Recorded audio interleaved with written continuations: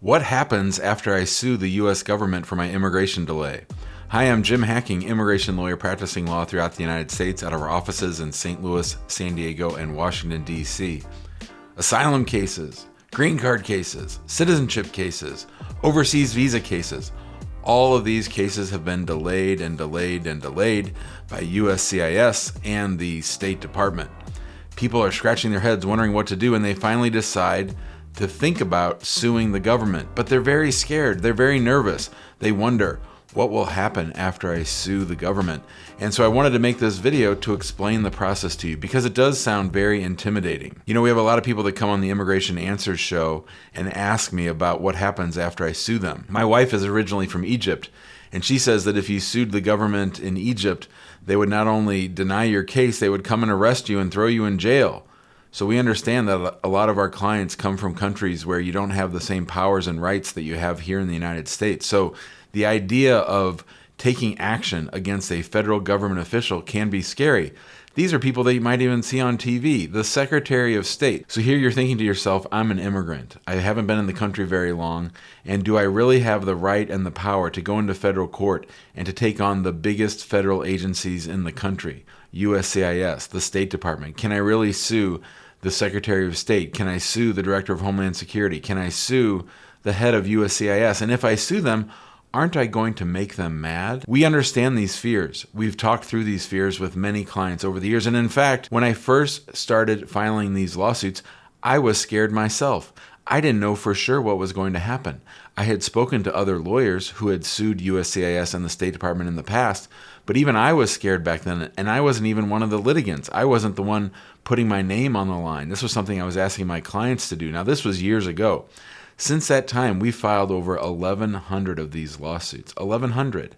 And I have honestly never seen any indication that they make USCIS mad or that they treat you differently or that they get outraged. Because here's the thing, we're not asking for anyone to get fired.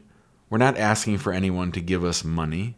We're not asking for anyone to do anything other than do their job.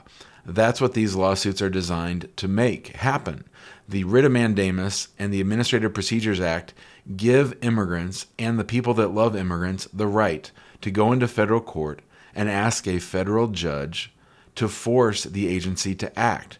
Now, these agencies don't like being sued, and they don't like me, and they don't like going through the litigation process. So in order to make it go away, they just start working on your case.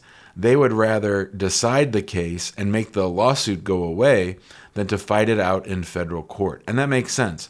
Why spend government resources? Why make these U.S. attorneys around the country who are super busy work on your case when it's just a whole lot easier to take it off the pile, to dust it off, and to get back to work on it and to issue a final decision? Of course, when we sue them, there's no guarantee that you're going to get an approval, just that you're going to get a decision. So when we file the lawsuit, here's what happens. You give us the documents that show when you filed your case and how long you've been waiting. We get the lawsuit ready in just a couple of days, and then we file it in federal court.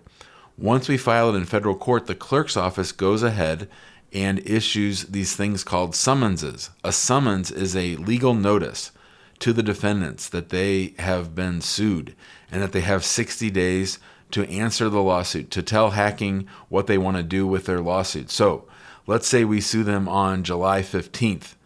We would get summonses back probably around July 18th, and we would send those out by certified mail to each defendant and to the local U.S. attorney in the area in which you live. We used to file all these lawsuits in Washington, D.C. and in Maryland, but the courts up there and the U.S. attorneys up there got tired of us suing them so much. So now we file suit where you live, where the plaintiff lives, and we have to serve a copy of that lawsuit on each defendant and on the U.S. attorney where you live. So let's say you're living in Modesto, California, and you file a lawsuit in federal court. We have to serve a copy of it on the U.S. attorney who's responsible for that federal district court. Once all the defendants have been served by certified mail, they have 60 days to answer. We can't send it any other way except for certified mail because that's what it says in the rules. You can't send it by Federal Express. to make it go faster, but certified mail actually works pretty quickly and efficiently, and most importantly, it gives us proof that they've been served. So once they've been served, that clock starts ticking. The 60 days start ticking away and the defendants start acting.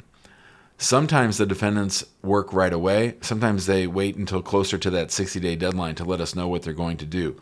In almost every case, things do get moving. In a small percentage of the cases, less than 10%, and for reasons I don't know, the defendants sometimes file motions to dismiss.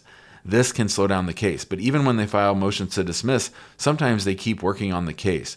There's no real rhyme or reason to it. I can't predict it. I wish that I could. But at the end of the day, in most cases, over 90% of the cases, things start moving. You might get another interview. You might get asked for more evidence. You might get asked for evidence that you've already given them. But the point is, the case is now moving again. The case is back on track, and it's because of the lawsuit. So people wonder, now that the lawsuit's underway, do I have to go into court and talk to the judge? Do I have to talk to the U.S. attorney? No. I've never had a plaintiff in the 1,100 cases that I filed actually talk to the court. It's all done on paper. It's all done electronically. I may have to talk to the clerk's office. I may have to talk to the judge. It happens very rarely, but you can rest assured that you're not going to be going into court to explain to the judge why you need your case decided. It's just assumed that there's hardship. It's assumed and understood that you've been waiting for a long time. And so what will happen is the defendants will just start moving on the case. And then once they issue a final decision, win, lose, or draw, we dismiss the lawsuit because the judge isn't deciding your case themselves. The judge is just presiding over the case to see what is going to happen and to make sure that a final decision is issued. These cases sometimes take 3 or 4 months.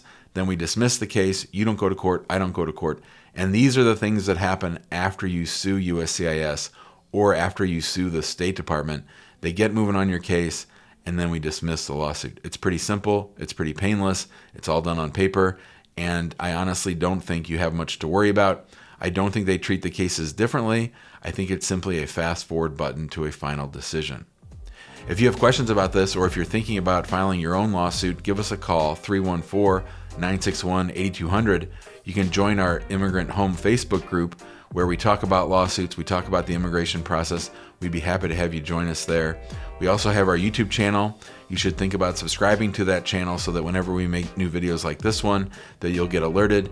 You also get a pop-up whenever we go live on our Immigration Answer Show Live, which happens 3 or 4 times a week, which you can access on that YouTube channel or in the Immigrant Home Facebook group. Thanks for watching, and have a great day.